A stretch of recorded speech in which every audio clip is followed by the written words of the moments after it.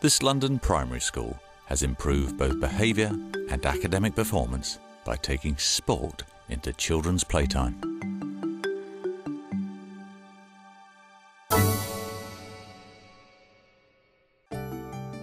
Breton School in Edmonton, North London.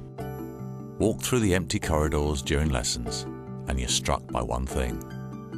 Posters and displays on every wall promoting respect, tolerance and self-discipline. It's at the heart of what the school is all about. We aim high and we set high standards, and we hope that the children will sort of rise to those standards. The silence during class time is deceptive. And green group, will you be coming? Will. At assembly, you get a taste of things to come. Catherine of Aragon was his first wife. He gave the poor woman a noble strife. Year 4 is giving its rendition of the reign of Henry VIII. In Breton, everyone is expected to have the self-confidence to get up and perform both inside and outside the school. Henry VIII was a big fat man. He loved to stuff his face in the frying pan. We've had lots and lots of workshops, skipping workshops, football workshops. We've had footballers coming in from Tottenham, after-school clubs. Right foot, right foot. The inspiration behind the school's exuberant atmosphere comes from one thing: physical education. Breton promotes a range of sports beyond the traditional games-based curriculum. Archery, climbing, scaling the heights of an artificial wall,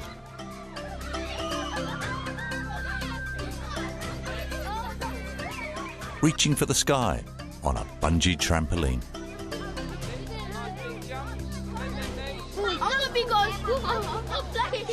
Such activities stimulate children's sense of adventure and encourage those who might otherwise be reluctant to take part.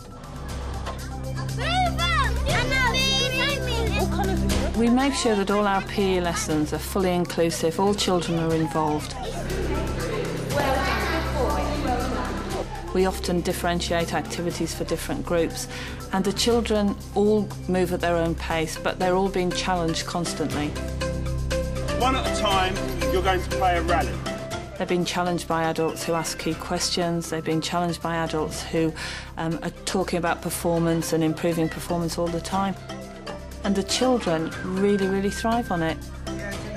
But besides performance, staff are also careful to coach children in the basics that underline sport: teamwork, communication, and above all, abiding by the rules. So if we've got the net here, and we're playing our opponent, and I receive the ball here, do I want to go down the line? In all aspects that we do within sport, we're trying to get them to understand the rules and the sporting code and ethics that we've got, and we think it has got them more active, it's got their minds more active, and it has produced better results within the classroom as well. Other schools emphasise the core skills aspect of PE, but what makes Breton unusual is the way staff have used sporting qualities to boost the performance of the school as a whole. And they've done it by taking the rules of the game both into the classroom and, crucially, onto the playground. The process starts here in the zone part. Red zone is a hardball zone, so we would have football, netball, volleyball, dodgeball, hockey, those sort of hard, fast games. Blue zone's more for the little ones. We do skipping, a tag ball game, loads of different balance boards and things like that in there. The zones are used at break times for what staff call active play. Active play is structured and guided by play leaders. Can we pick somebody one of the big And according to Lisa Lockyer, there's one reason why the children respond so positively to it. Because we have set games, I think that's why they're not just left to their own devices. It took a little bit of time and effort, obviously, in the beginning, but it just works. It just works fantastically. It really, really does. Yes! The main reason active zone-based playtimes work is because, just as in playing sport, the regime offers a clear set of rules to the children. It's really important that they have their own space and at clear areas with clear boundaries and very, very defined rules about what you can and can't do at lunchtime, where you can and can't play, so that the children feel safe, they feel secure and they have fun. Well done. From time to time, things do get a little out of hand, but teaching assistants are there to head off trouble, to allow the play leaders to carry on leading the play. If any incidents occurred during their game or around them, they would contact one of us and we would be over there straight away, so their play would continue. Running playtime in this way meant a radical change in the role of the teacher's assistants. The TAs didn't operate at lunchtime, and this was a new initiative that I wanted to bring in because they'd worked with the children in the morning. They knew about the moods of the children, they knew how the children were feeling, they knew if there'd been any problems at home the evening before. So they were able to go out and actively get involved with children who were vulnerable or who were feeling a little bit more aggressive or violent than normal. Break time at Breton now gives all the children the opportunity to be as active as they want to be, taking part in the games they want to play. But even energetic 8-year-olds need a bit of peace and quiet, and for that, there's the yellow zone.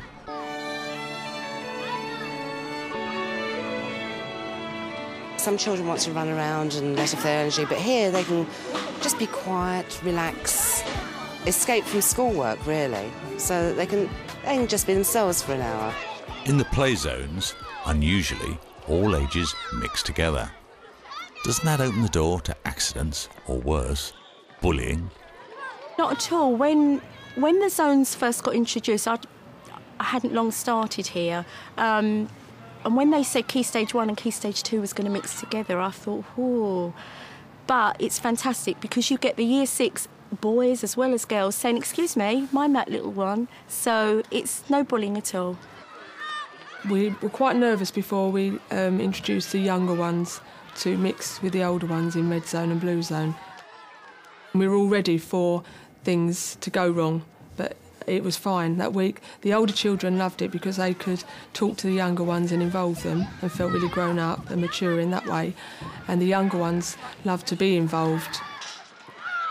The improvement in behaviour that has followed in the wake of active playtimes is little short of astonishing. Breton is an inner-city school with all the usual challenges.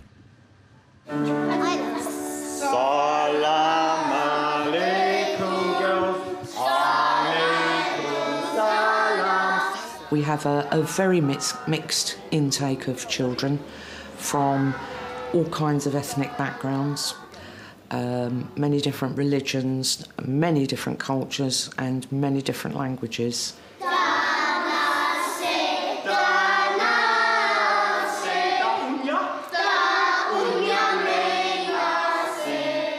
Where the school is within Edmonton is in one of the most socially and economically deprived areas of the borough. Did you enjoy that? Yeah. You got a little prize. Small wonder, perhaps, that children brought up in neighbourhoods like these found it hard to settle at school. Disruption was commonplace, particularly in the afternoons. They were often children who were fighting, quite aggressive. They'd spend time trying to irritate other children who were playing nicely. They'd often try to intimidate adults that were in the playground. Deborah and I talked a great deal about it, particularly as it was infringing on our afternoon work, because the pair of us would be spending anything up to an hour and a quarter every afternoon sorting out fights and arguments among groups of children. But high-rise children, with no other outdoor space, readily responded to a structured use of time in the playground. Children are more settled in the afternoons, they concentrate on their work more, and because we've not got a school full of fighting at lunchtime, there's not problems to sort out either after lunch. And Will for Green Group. Building on this improvement, staff soon discovered that learning needn't stop in the classroom. It can be taken out into the playground. We look at the curriculum as being from the moment the children enter school to the moment they leave, and they spend 25% of their time in the playground, and that's just like an extra classroom to us, and we have to use people effectively to make sure that learning happens there. But as you look around all this activity, one thing strikes home: the number of adults involved to make it work. Teachers, play leaders, TAs, specialist coaches, sports assistants. People are key. We spend a lot of time training our staff and getting them to work as a team. We build in time into their day so that they can talk about issues and problems. We also spend a lot of time training in-house so that everybody knows what we're aiming for, how they've got to achieve it, what the standards are, and how we keep it going, how we maintain it. Not just the equipment, the bodies with it as well. They needed to be taught how to play the games. I'm nearly back. For this level of professional participation, you need one thing: money. Deborah Hall realised that there was one way to get it: exploit the funding opportunities made possible by the school's location. We apply for everything that we can, really. We look at the behaviour improvement programme. You ready? Let's go. We actually went to local firms and asked if they could help out. We contacted the company who are regenerating the area at the moment. So we spoke to everybody, and people were very kind and people helped out. The main money for the programme came from the behaviour improvement programme. And we had to stick very carefully to the action plan. We had to make sure we used the money for the appropriate things.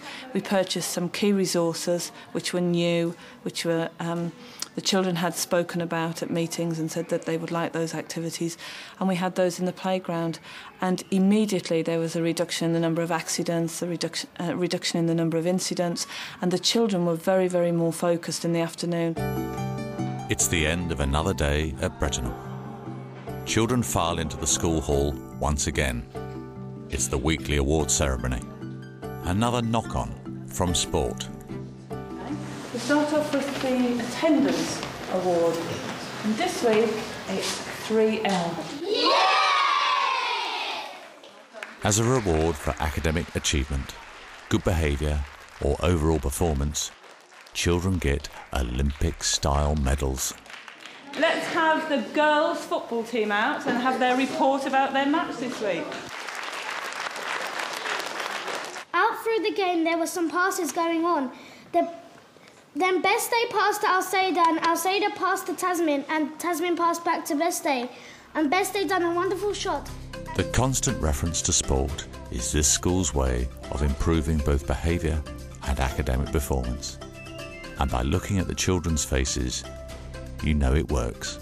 I think the key thing that we offer these children here is, for many of them, it's the one constant thing in their lives. Whilst many other things may be changing outside, beyond their control and our control, what we offer here is stability and continuity for them, and hopefully a good education and a school that they come into and they're happy.